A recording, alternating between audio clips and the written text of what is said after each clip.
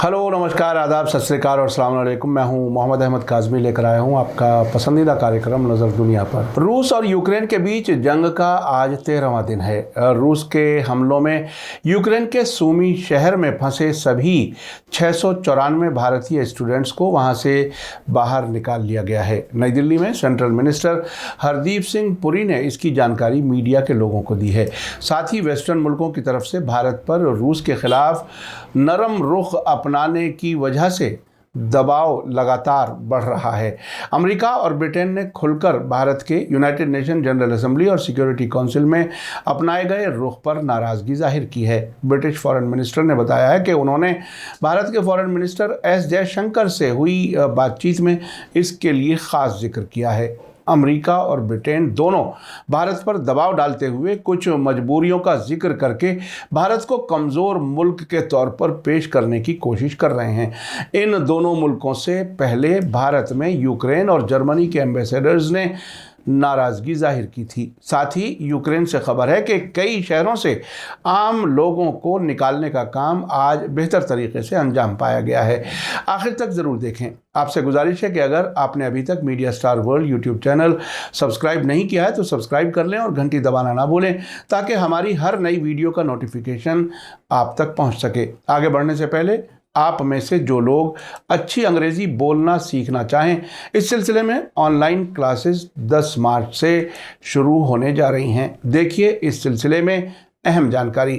क्या आप जानते हैं हिंदुस्तान में जो लोग इंग्लिश फ्लुएंटली बोलते हैं, they earn 34% more than those who do not speak English properly, और उन्हें उनसे कई गुना ज़्यादा अपॉर्चुनिटीज भी मिलती हैं। आप अंग्रेजी समझते हैं और पढ़ भी लेते हैं, but when it comes to speaking, when it comes to making your point effectively, you struggle a lot. If that is the case with you, I have something for you that is going to help you become fluent and confident speaker, ताकि आप आने वाली opportunities को अपने हाथ से जाने ना दें। I am Ramiz Abdul Wadud, founder of Noble Education Academy, and I have helped more than 3,000 individuals become fluent, confident and effective speakers. और आज आपकी मदद के लिए I bring you a 20-day live speak and influence workshop, जहां मैं आपको सिखाऊंगा how to speak English fluently with confidence, how to sound like a native and how you can inspire every time you speak. मैं चाहता हूं कि आप इसको जरूर एक्सपीरियंस करें, because you cannot get results without repetition and support. And I am here to support you and guide you to become fluent, confident and effective speaker. Trust me, this is going to be one of a kind experience. Register now. I look forward to meeting you in the live workshop. See you there. आगे बढ़ने से पहले Ukraine के शहर सूमी से भारतीय students के बाहर निकालने के बारे में कुछ इन्फॉर्मेशन आपके साथ शेयर करना ज़रूरी समझता हूं। न्यूज़ एजेंसी पीटीआई ने सेंट्रल मिनिस्टर हरदीप पुरी के हवाले से बताया है कि भारतीय 694 स्टूडेंट्स बसों में बैठकर यूक्रेन के ही शहर पोल्तोवा के लिए रवाना हो गए हैं। पुरी ने आज नई दिल्ली में मीडिया के लोगों को बताया कि सूमी में कल रात 694 इंडियन स्टूडेंट्स फंसे हुए थे। वो इस वक्त बसों में सवार होकर पोल्तोवा पहुंच रहे हैं। पोल्तोवा सेफ है, वहां पहुंचने के बाद उन्हें आगे ले जाया जाएगा। रॉयटर्स न्यूज़ एजेंसी के मुताबिक रूस और यूक्रेन की तरफ से इंसानी कॉरिडोर बनाने पर रजामंदी के बाद वहां फंसे लोगों को निकालने का काम शुरू हो गया है।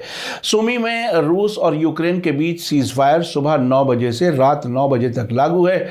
इस दौरान वहां से निकाले जा रहे लोगों के साथ फौजी टुकड़ियां मौजूद हैं। उनकी सिक्योरिटी में लोग सूमी से 175 किलोमीटर साउथ में बसे यूक्रेनी शहर पोल्तावा पहुंचेंगे। रूसी फौज ने सूमी को किसी हद तक घेर रखा है। वहां जारी बमबारी में कल मंडे को 9 लोगों की मौत हो गई थी। सूमी में तकरीबन 700 भारतीय स्टूडेंट्स लड़के लड़कियां फंसे हुए थे और उन्हें खाना और पानी के लिए काफ़ी मुश्किल का सामना था, लेकिन रूस और यूक्रेन के बीच कॉरिडोर पर रजामंदी के बाद इन लोगों के यहां से निकलने का रास्ता साफ हो गया। प्राइम मिनिस्टर नरेंद्र मोदी ने कल मंडे को यूक्रेनी प्रेसिडेंट वोलोदिमिर जेलेंस्की और रूसी प्रेसिडेंट व्लादिमीर पुतिन से बात करके इंडियन स्टूडेंट्स की हालत पर बात की थी और उन्हें वहां से निकाले जाने में मदद देने को कहा था। भारत सरकार के मुताबिक यूक्रेन से भारतीयों को निकालने के लिए जारी ऑपरेशन गंगा के जरिए 16,000 से ज़्यादा लोगों को निकाला जा चुका है। इसके लिए 76 उड़ानों को इस्तेमाल किया गया है। इस बीच यूक्रेन और जर्मनी के बाद अब अमेरिका और ब्रिटेन ने रूस के मामले में भारत के यूनाइटेड नेशन सिक्योरिटी काउंसिल और जनरल असेंबली में अपनाए गए नरम रुख की वजह से नाराजगी जाहिर की है। वॉशिंगटन से मिली रिपोर्ट के मुताबिक यूएस इंडिया बिजनेस काउंसिल के प्रेसिडेंट अतुल केशप ने कहा है कि भारत की रूस के साथ मजबूरियां हैं, उनकी अपने पड़ोस में चीन के साथ इलाकाई मामलात की वजह से मजबूरियां हैं। अतुल केशप, जो कि अमेरिका के एक फॉर्मर सीनियर डिप्लोमेट हैं, ने पार्लियामेंट यानी कांग्रेस में मेंबर्स से बात करते हुए यूक्रेन जंग के खिलाफ रूस के हमले पर यूनाइटेड नेशंस में कई बार वोटिंग से भारत के दूर रहने पर यह बात कही है। अमेरिका में फॉरेन मिनिस्ट्री में कई अहम ओहदों पर काम कर चुके केशप ने कांग्रेस की फॉरेन अफेयर्स कमेटी के जरिए हिंद प्रशांत यानी इंडो पैसिफिक पर की गई सुनवाई के दौरान जब मेंबर अबिगेल स्पेनबर्जर ने पूछा कि आपको क्या लगता है कि भारत रूस और रूसी इंटरेस्ट पर दुनिया भर में कई मुल्कों के जरिए लगाई जा रही पाबंदियों को लागू करने की कैसी कोशिश करेगा, इस पर केशप ने कहा कि इस पर मेरी राय यह है कि सभी मुल्क अपने फैसले खुद लेते हैं, वे खुद अपना फ़ायदा नुकसान देखते हैं, वे सभी जानकारियां लेते हैं और फिर फैसले लेते हैं कि उनके लिए क्या अच्छा होगा। साथ ही उन्होंने कहा कि भारत हाल में ख़ास तौर से तिजारत के मामले में बहुत ज़्यादा दिलचस्पी दिखा रहा है। अगर आप Britain, United Arab Emirates, Australia और इजराइल के साथ भारत की बातचीत को देखें तो ये वाकई दिलचस्प है कि वे उन मुल्कों के साथ अपने रिश्ते को कैसे प्रायोरिटी यानी तरजीह दे रहे हैं। उधर ब्रिटेन का कहना है कि भारत को रूस के खिलाफ बोलना चाहिए। ब्रिटेन की फॉरेन मिनिस्टर लिज ट्रुस ने कहा है कि भारत का रूस के खिलाफ वोट न करने का फैसला उसकी रूस पर डिपेंडेंसी की वजह है। ट्रुस ने भारत से रूस के खिलाफ खड़ा होने को भी कहा है। British foreign minister Liz Truss ने कहा कि भारत कुछ हद तक रूस पर डिपेंड यानी मुनहसिर करता है, जो उसकी यूनाइटेड नेशंस में रूस की मजम्मत में लाए गए रेजोल्यूशन पर वोट के दौरान गैर हाजिर रहने की वजह बनी है। रूस के यूक्रेन पर हमले के बाद यूनाइटेड नेशंस में रूस के खिलाफ मजम्मत करने वाला रेजोल्यूशन लाया गया था, जिस पर वोटिंग से भारत गैर हाजिर रहा था। ब्रिटिश फॉरेन मिनिस्टर ने एक पार्लियामेंट्री कमेटी को बताया कि यहाँ मामला ये है कि भारत कुछ हद तक रूस पर डिपेंड करता है। ये निर्भरता डिफेंस ताल्लुकात में भी है और कारोबारी ताल्लुकात में भी, और मेरा मानना है कि आगे बढ़ने के लिए भारत के साथ डिफेंस और कारोबारी ताल्लुकात में नज़दीकियां बढ़ानी होंगी। ट्रुस ने कहा कि उन्होंने इस सिलसिले में भारतीय फॉरेन मिनिस्टर से बात की है। उन्होंने कहा कि मैंने अपने काउंटर पार्ट जयशंकर से बात की है और भारत को रूस के खिलाफ खड़ा होने के लिए एनकरेज किया है। आपको बता दूं कि भारत ने यूनाइटेड नेशन सिक्योरिटी काउंसिल और फिर जनरल असेंबली में भी रूस के खिलाफ लाए गए रेजोल्यूशन पर वोटिंग में हिस्सा नहीं लिया था। सिक्योरिटी काउंसिल में लाए गए रेजोल्यूशन में भारत के अलावा यूनाइटेड अरब एमिरेट्स और चीन ने भी वोटिंग से गैर हाजिर रहने का फैसला किया था, जिसे वेस्टर्न मुल्क रूस को सपोर्ट के तौर पर देख रहे हैं। भारत का कहना है कि जंग फौरन बंद होनी चाहिए और डिप्लोमेसी और बातचीत से मामलात को हल किया जाना चाहिए। भारत ने इस सिलसिले में एक बयान जारी करके बताया था कि उसने वोटिंग में हिस्सा न लेने का फैसला क्यों किया है, जिसमें कहा गया है कि भारत यूक्रेन के ताज़ा वाकयात से बहुत परेशान है। हम अपील करते हैं कि जंग रोके जाने के लिए सभी कोशिशें की जानी चाहिए। सभी मेंबर मुल्कों को यूनाइटेड नेशंस के उसूलों की इज्जत करते हुए एक रचनात्मक यानी कंस्ट्रक्टिव हल तलाश करना चाहिए। भारत के इस रुख से वेस्टर्न मुल्क खुश नहीं रहे हैं। हाल ही में भारत में जर्मनी के एम्बेसडर वॉल्टर लिंडनर ने उम्मीद जताई थी कि आने वाले दिनों में भारत और रूस के सिलसिले में यूनाइटेड नेशंस में अपना रवैया बदलेगा। लिंडनर ने द हिंदू अखबार को दिए गए एक इंटरव्यू में कहा था कि भले ही यूक्रेन भारत से दूर हो, लेकिन अगर हम यूक्रेन के शहरियों के खिलाफ हो रहे इंसानी हकूक़ की खिलाफ वर्जियों को बर्दाश्त करते हैं तो यह दुनिया में और मकामात तक भी फैल सकता है। हो सकता है भारत के काफ़ी करीब भी हो। जर्मनी के एम्बेसडर लिंडनर ने आगे कहा था कि अभी भी वक्त है। हम भारत को अपनी सोच बता रहे हैं। अगर इस तरह की जंग को उकसावा एक नया कानून बन गया तो सबका नुकसान होगा और हम उम्मीद करते हैं कि इस बात को भारत में माना जाएगा और यूनाइटेड नेशंस में भारत को दिए गए बयान में या वोटिंग के तरीके में कुछ बदलाव लाना होगा। इससे पहले अमेरिकी प्रेसिडेंट जो बाइडेन ने कहा था कि रूस के बारे में अभी तक भारत के रुख के सिलसिले में हल नहीं निकला है और इस पर अमेरिका भारत से अब भी बातचीत कर रहा है। इसी बयान के बाद सिक्योरिटी काउंसिल में वोटिंग हुई थी जिससे भारत गैर हाजिर रहा था। इसी बीच यूक्रेन के अफसरान ने कहा है कि यूक्रेन ने आज नॉर्थ ईस्ट के शहर सूमी और राजधानी कीव के पास इरपिन शहर से लोगों को निकालना शुरू कर दिया है। रूसी और यूक्रेनी अफसरान के जरिए इंसानी गलियारों के कायम करने के लिए रजामंदी होने के बाद लोगों को बाहर निकाला जाना शुरू हुआ ताकि शहरियों को रूसी फौजियों के जरिए घिरे हुए शहरों और शहरों से बाहर निकालने की इजाज़त मिल सके।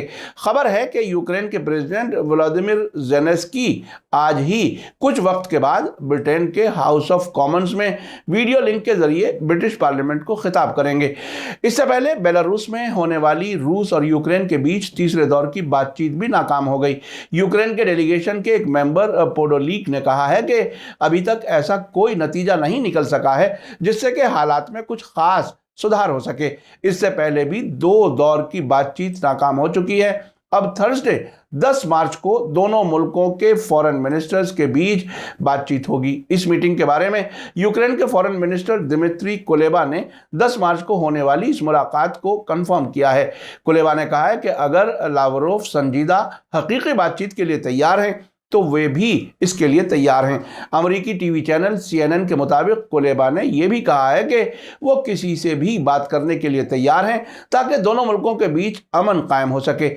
उनका यह बयान मंडे को बेलारूस में हुई दोनों मुल्कों के बीच अमन बातचीत के तीसरे दौर की नाकामी के बाद आया है। इसी बीच रूस ने वेस्टर्न मुल्कों की तरफ से बढ़ती पाबंदियों के जवाब में जर्मनी को जाने वाली गैस पाइपलाइन बंद करने की धमकी दी है और कहा है कि ऐसा होने पर दुनिया के बाजार में तेल की कीमत $300 फी बैरल तक पहुंच सकती है। रूस के deputy prime minister Alexander Novak ने कहा है कि रूसी तेल को खारिज कर देने से दुनिया के बाजार पर इसके तबाहकारी असरात पड़ेंगे। उनका कहना है कि कच्चे तेल के दाम 2 गुना होकर $300 फी बैरल तक पहुंच सकते हैं। रूस के यूक्रेन पर हमले के बाद वेस्टर्न मुल्कों ने बेहद सख्त पाबंदियां लगाई हैं।